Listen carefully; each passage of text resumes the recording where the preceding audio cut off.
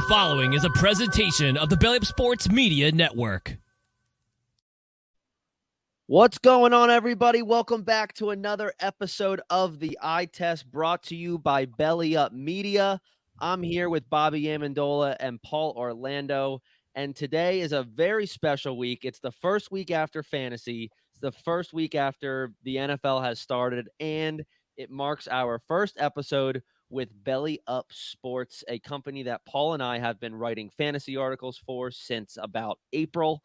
We're going to be doing the sit and start articles every week for you guys. So make sure you subscribe to Belly Up's newsletter to stay in tune with your starting rosters. And Bob, Belly Up also welcomes you too as our second or third co-host of the show.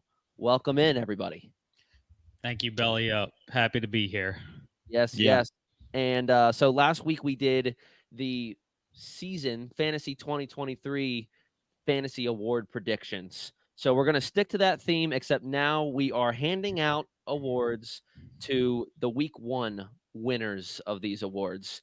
And what that looks like is we got the week winner, we got the rookie rock star, the biggest surprise, the bench breakout that everyone is talking in their group chats like, oh, dude, if only I started Jacoby Myers, I would have had 130 points and would have won. You know, those guys. And then the fifth award, we had to do something negative, and that is the To the Doghouse Award, which we will explain once we get there what that means. And a little tease to our next episode, which will be aired tomorrow. We're going to have a lot of good players in the doghouse, and we're going to predict if they can get out and how they can get out. So let's go ahead and start out with the week winner. And Bob, you're going to start us off with this. Who was your week winner for week one? All right, so my week winner for week one is actually a player who we saw a lot of players that didn't live up to the hype in week one. This player got a lot of hype in the offseason and actually exceeded expectations in week one, and that's Brandon Ayuk. Brandon Ayuk had 8 receptions, 129 yards, and 2 touchdowns. In PPR leagues, that was good enough for 33 points. So I'd say most teams that had him on their team most likely won their weeks, and he's looking like the top dog in San Francisco, like a lot of people were projecting. I wasn't as high on him in the offseason, although I did think he would be better. But dare I say he's looking like he may be the top target in that offense. Now, I know George Kittle was a little banged up, but Brandon Ayuk looks like he's ready to fully break out and may be challenging for wide receiver 1 status this NFL season. Yeah, I think whether you're high on him in the offseason or not, I think one thing that we all agreed on during the offseason was that Brandon Ayuk was much better value in terms of ADP versus Deebo Samuel. Yeah. Almost like a three to 4 round difference between the two. And Deebo Samuel had like 6 catches, 60 yards. Like he put up like average numbers, but third round numbers, no way. So yeah, Brandon Ayuk, great player, great week winner. Paul, who's your week winner? So I went with a little more of an obvious one here, and that is TYREEK Hill for the Miami Dolphins. He told all of us that he's going to go for over 2,000 yards this year, and he started off the season fantastically. 15 targets, 11 catches, 215 yards, and 2 touchdowns. He got you 44.5 points in PPR leagues. He is looking like an absolute freak of nature fantasy wise. I would love to see his career stats in the next, when he retires, where he ranks as potentially one of the greatest fantasy football players of all time. This Miami offense went stupid. I think Tua threw for over 500 yards. I think Jalen Waddle was a little quiet though. He was. I think that's going to happen though. Kind of as expected. If it's a TYREEK Hill game, it's not a Jalen Waddle game. Yeah. I know, but TYREEK just eats so much of those targets and eats so much into Jalen Waddle's workload. It's going to be really interesting how that works out. But if you got a bunch of crap for drafting TYREEK Hill over Cooper Kupp in your redraft leagues this year, you can now point at the Cooper Kupp owner and laugh at him because you're a genius. TYREEK Hill is going to be a superstar. I think he could very well easily be the wide receiver 1 this year. He is just insane. He's playing on a completely different planet right now. He is my obvious week winner right here. Yeah, I think, I mean, he's like already 10% of his way there to 2,000 yards in one game. And then, I mean, yeah, you said Tua, I think he threw for just under 500 yards, but he was the top number one quarterback of the week. So props to the Dolphins offense there. Let's head on over to the rookie rock star. Some people took gambles on rookies. Some rookies fell to you on your team. Bob, who's your rookie rock star of the week one? So it's easy to say, Bijan Robinson was the rookie rock star of the week because everyone was anticipating that he was going to be, an RB1 this season. And he did show us enough where to warrant that. But this guy is a guy that showed out this week and I think is going to continue to only get better. And that's Jordan Addison. Jordan Addison finished with 4 receptions, 61 yards, and got a touchdown in his first career game. But the kicker is that he only played in a little over 50% of the snaps in the Vikings game against the Bucks. And you compare that to KJ Osborne, who's supposedly ahead of him on the depth chart. KJ Osborne played a little over 90% of the snaps.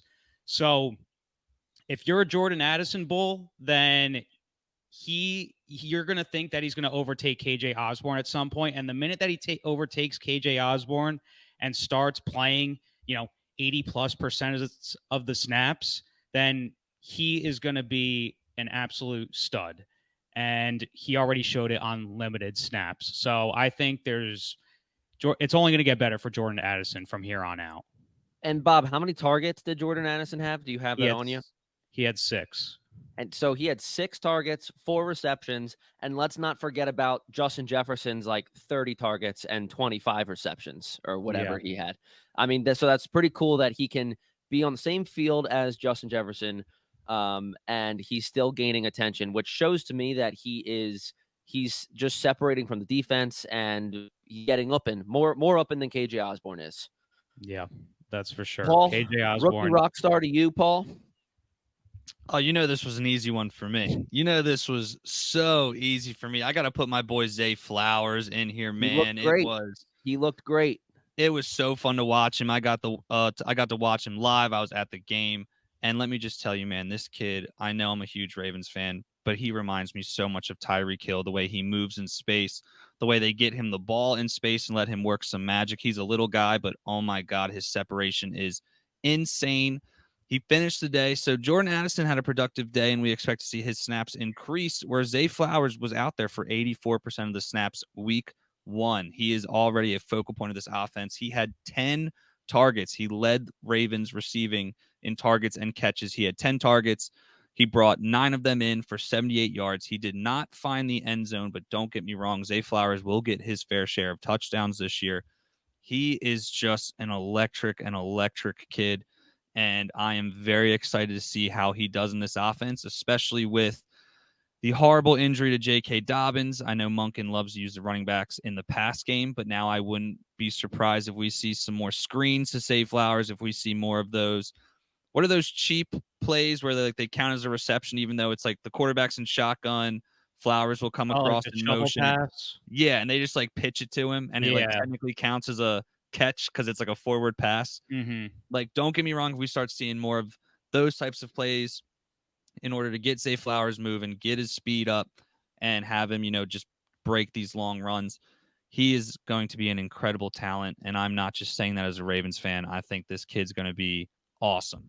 Yeah, I agree, especially in jet sweeps and all that stuff too. Get him some rushing upside. Zay Flowers could totally fit in with that type of role, especially with the J.K. Dobbins injury. One thing I do want to monitor with Zay Flowers, though, Paul, is I do want to watch very closely what his snap count and his target share looks like once Mark Andrews is in. If Zay Flowers can keep that fair, I'm expecting it to go down, but if it's stagnant or if it's consistent, above 50% snaps, around those 6 to 8 targets, I am super high on Zay Flowers for sure.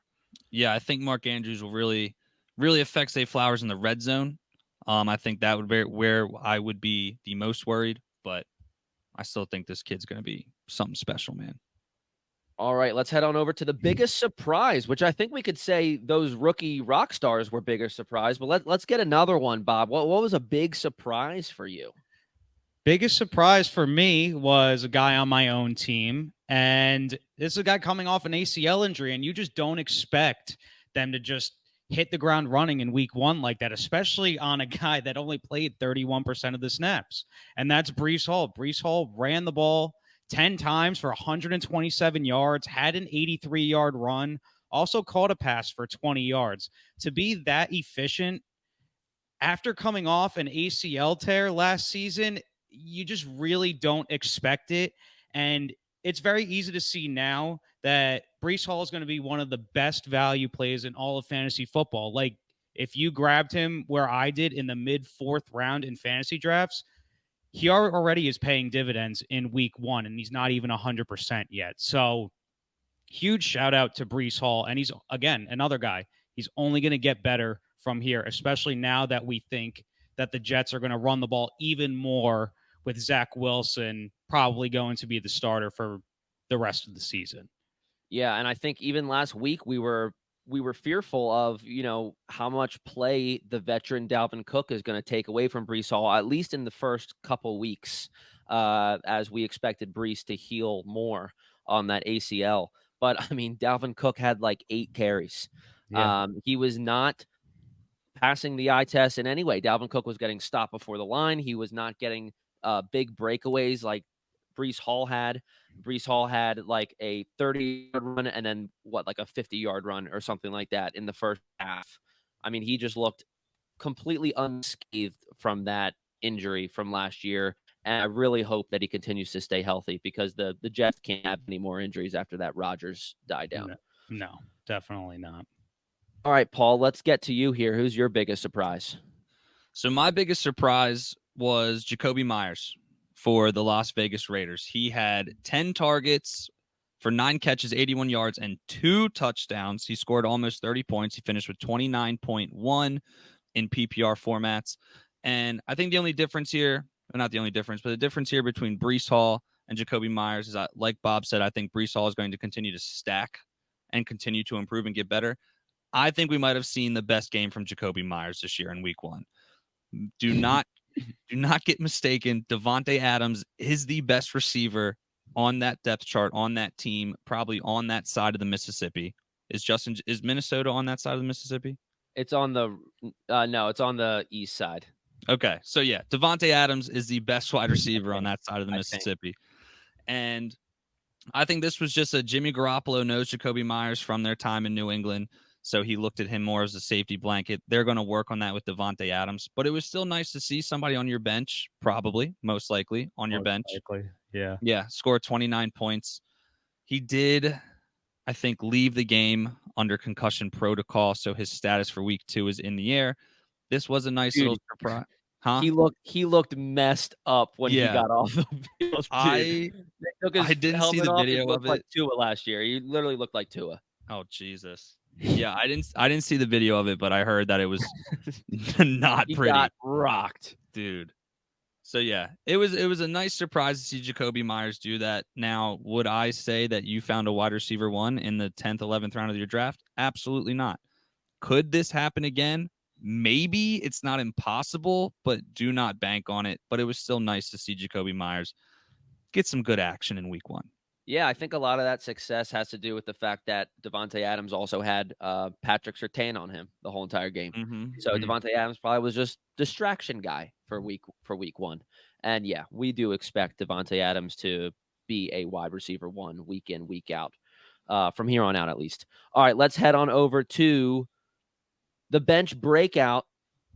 Paul, I know you kind of alluded it with Jacoby Myers, but let's get a couple others. Bob, who's your bench breakout of week bench 1? Breakout? Another rookie that we're going to be talking about, and a guy that, is basically filling in for the time being for an injured superstar, and it's Puka Nacua.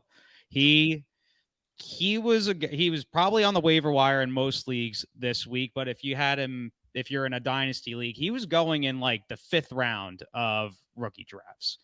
But the Cooper Kupp injury popped up. The Rams don't have a lot of capable pass catchers, and Puka Nacua dropped nearly 22 points in PPR leagues this week. 15 targets, played 78% of the snaps, 10 receptions, and 119 yards. he didn't have a touchdown, but that's elite production especially for a guy that was on the waiver wire this week. And I think this is at least going to, maybe he doesn't put up 22 every week, but this type of like production can somewhat be expected at least until Cooper Kupp comes back. And then even when Cooper Kupp comes back, like I said, he's competing with guys like Tutu Atwell and Van Jefferson. And, Stafford has already shown that he could trust him. So I think this is a guy that could still produce even when Cooper Kupp comes back. So, if you're scouring the waiver wire right now, I'm not saying spend all your FOB on him, but you may want to consider dropping a nice chunk of change on him, especially if you're in a need for a wide receiver. Yeah, I have a feeling that this could be, and it does compare pretty well, like almost like Joshua Palmer comp with the whole Keenan Allen injury last year. Josh Palmer certainly had some weeks where he popped off because, there wasn't much target competition and maybe they were playing against a bad defense. So those two things together, can combine for a pretty good week for Puka. And the fact that Cooper Kupp's out, it's really helping his case.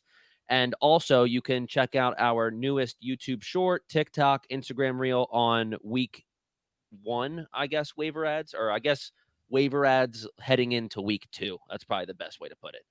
Paul, let's hear your bench breakout. So my bench breakout is a guy I think a lot of us drafted as a handcuff for the shiny new rookie Bijan Robinson. And I got to throw Tyler Algier in here as my bench breakout. I mean, man, 15 carries, 75 yards. He averaged 5 yards a carry, got 2 touchdowns on the ground. But I think what surprised me the most here is they did target him 3 times in the pass game, which he only totaled for 20 yards. But in PPR, that's a free extra 3 points. 5 points. Or 5 points if you count the yards, but 3 yeah. for yeah. So which is nice. If I have Bijan Robinson, don't get me wrong, I am not concerned about Tyler Algier being like the new running back, even though he technically did lead the backfield in week 1. But I think this just goes to show that Arthur Smith, the coach of the Falcons, does not care about your fantasy team, like not at all. At he really all. Sticks to that. Yeah. Drake London, bleh, we'll talk about him later, but oh my God, I almost gave up a first and somebody else for him in Dynasty. Kind of glad I didn't do that. I'm very glad I actually traded for him in the offseason and then I traded for him and then I traded him in one offseason, and I'm pretty happy right now that I did that. Yeah, so Atlanta's certainly going to be interesting. I think the one thing that Arthur Smith has proven to us, though, is that the running backs are the featured point, and Bijan Robinson is obviously the most talented. But if you have Tyler Algier on your bench and you have to start him in a pinch, say some injuries happen or what have you, you at least can know that there's a possibility that he can pop off and give you some startable weeks. So it's nice to have him on your bench, but Bijan Robinson is still the go-to guy there. Don't get that twisted. All right, let's head on over to our last reward. Now, this is the To the Doghouse Award. Now, I'll explain what it means. Basically, these are players that were drafted highly, or I guess they were highly drafted and they were expected to perform. If they weren't highly drafted, they were players that were expected to do well, maybe because of the fact that they're the only running back in the offense or something like that. So these are the players that should get the To the Doghouse Award. And tomorrow's episode is going to be our Fantasy Doghouse episode, where we place these players in the doghouse and we let you know if we think they're going to get out from their week 2 performance and how they can actually completely exit the doghouse. So, Bob, go ahead and let's introduce the first player that is getting a free ticket to the doghouse. This guy will be in our episode tomorrow, Bob. Who is it? So I've been on this all off season, and you guys know I've been on it all off season. And his stat line wasn't even that bad, but he did not pass the eye test in his first game, and he just didn't look good. And he still went under his projection as well because of the high expectations and where he was being drafted and everything like that. And that's Justin Fields. Like I said, The stat line wasn't horrific. He completed 24 of 37 passes, 216 yards, threw a touchdown, also threw a pick. And of course, in classic Justin Fields, he ran for 59 yards as well. But the Bears look pretty much exactly like they did last year. They got blown out by the Packers. And again, Justin Fields not passing the eye test in week 1. And considering where he was being drafted this season and everyone saying DJ Moore it's like DJ Moore to Justin Fields is AJ Brown to Jalen Hurts. Week 1, it did not look anything like that. So, and I expect it to be like that pretty much all season long. So Justin Fields, easy candidate to throw in the doghouse for me. Yeah, he certainly deserves a spot there. I, unfortunately, was the guy who did draft Justin Fields in our league. And in the 16th round, got Jordan Love, and Jordan Love outperformed. Jordan Love looked like how Justin Fields should have played, and they happened to play against each other. So I don't know what happened. Yeah, very upsetting for Justin Fields owners, and we can only hope that he is not a fluke. And he's also an Ohio State quarterback. So those thoughts are all popping into my head like, I should have known Ohio State quarterbacks. A lot of them are busts.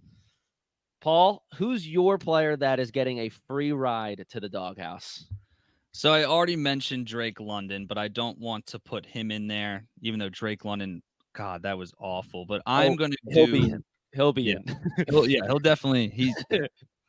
But I'm going to go with somebody that a team traded for, even though they did not give up much for him this offseason, but they did trade for him, and he only got 1 carry for 3 yards and got 2 targets in the pass game.